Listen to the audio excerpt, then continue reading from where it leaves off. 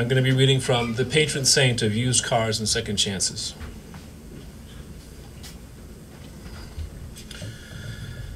It was just so passive-aggressive of my mother to die right now.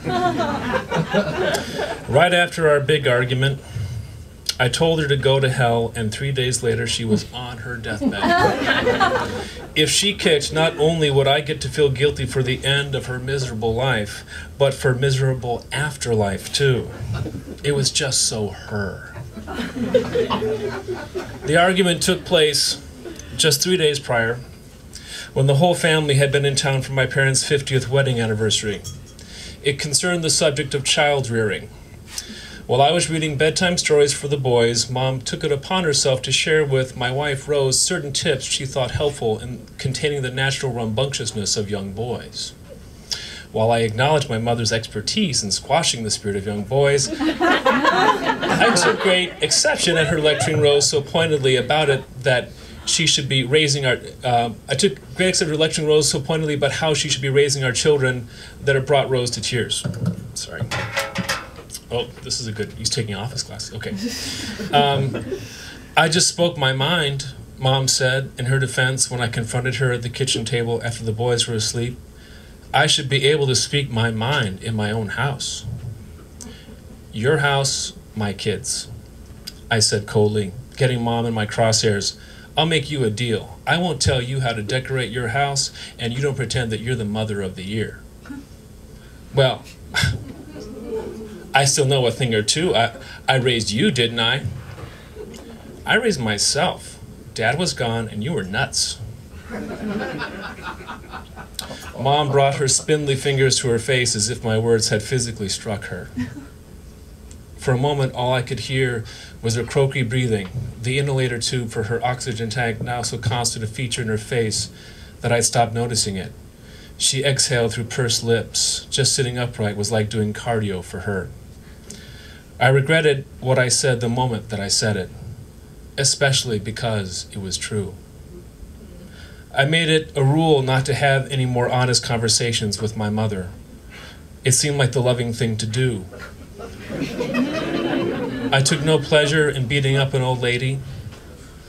I had carried my emotional baggage about my mother my whole life. I could carry it for the rest of hers. Finally, Mom shook her head and then, in a voice of infinite fatigue, said, well, I guess I botched it.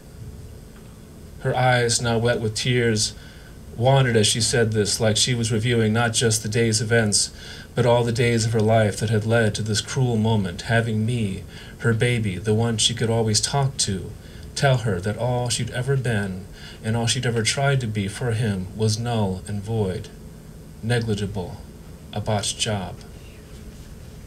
This was my last conversation with my mother.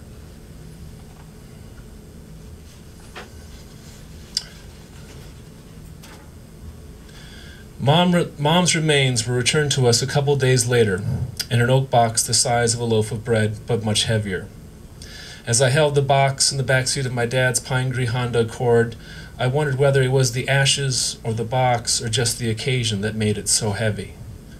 We were on our way to the, what exactly do you call this, the scattering? That sounded vaguely violent, like we were going to dismember Mom or something. The sprinkling didn't work either. Maybe I was just hungry, but that sounded somehow donut-related. Mom's will had not indicated any particular place she wished to have her ashes scattered, which seemed particularly unparticular for my mom. But I guess, believing in reincarnation as she did, she saw this lifetime's body as being kind of like a rental, which may explain why she didn't take better care of it. Dad briefly considered scattering Mom's ashes in Wyoming. We have a small piece of property out there, and Dad planned to give his ashes spread there when the time came. It was kind of a romantic notion, both of them out there in Sunlight Mountain, fertilizing the same pine trees together for all eternity.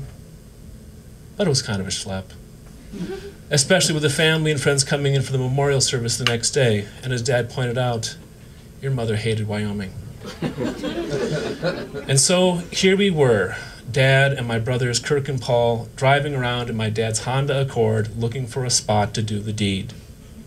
Dad had wanted someplace nice, a natural setting overlooking the Potomac River, but someplace not too far away so he could go visit with Mom whenever he wanted to commune with her energy. It was weird to have Dad say things like commune with her energy. Mom always said lots of weird things like that, so I don't know, maybe saying weird things like that was something Dad was doing to honor her. Kirk and Paul and I just sort of looked at each other when he said it and made a collective and quite rare decision to not be smartasses. It's what Mom would have wanted. I think up here is good, Dad finally said, turning off the George Washington Memorial Parkway into a parking area for a nature preserve. We got out. Dad took point, followed directly by Kirk, who's always so alpha I was surprised he wasn't trying to lead. Paul hung back, bringing up the rear, a choice to eschew the petty politics of pecking order, trying to assert a less competitive dynamic, which was the main way that Paul competed with Kirk. It was a tribute to their brotherly bond that they had still managed to keep these kinds of rivalries going on into their 5th decade. I was in the middle of the mess, per usual, and annoyed to still be carrying the box with my mother's ashes. Because I knew that they had decided that it must be important for me, as the youngest, to have the honor of carrying the ashes, and so they were going to be big brotherly about it all and trust me not to fuck it up. Which, of course, I would. It was hot and humid on our little nature walk here. My hands had become all sweat slippery and cramped from carrying the heavy little box. With each step, I became more certain that I would fumble it and be teased mercilessly by my brothers for the rest of my life. I still hadn't lived down the Brussels sprouts I tried to hide under my seat cushion back when I was 8 years old. We finally came to the end of the trail, deep in the green, a pocket of hush into which mosquitoes had gathered. One was biting my arm, but I didn't slap at it for fear that I might drop Mom in the process. Well, Kirk said, seeing his role as consensus builder here. Dad shook his head. I wanted her to be able to see the river. Well, I don't mean actually see, but... Dad sputtered and shook his head. It's okay, Paul said, placing a hand on Dad's shoulder. Kirk nodded and said, we'll take her to the river, Dad. I watched this exchange, and it dawned upon me, perhaps for the first time, that my brothers might actually be nice. I love my brothers, and I know them to be good men, and I would trust them with my life, but never to be nice. Paul, who I have to say is occasionally profound, once put it like this: our family had a love that transcended comfort, but didn't offer any. Kirk took point as we went off-road, pressing further into the enveloping mosquito-rich green of the trees. It was a relief to have him lead, simply because Kirk, not stepping out in front, was not Kirk. Paul was now on his heels, which was where he always was, so that was good too. Then came Dad, staring up at spots of blue that peeked through the canopy of trees to make sure that we were getting larger, that we were getting closer to the forest where it ended at the riverbank. That was the rational thing to do, and therefore Dad was still Dad. I trailed along behind them, stuck with Mom, like always.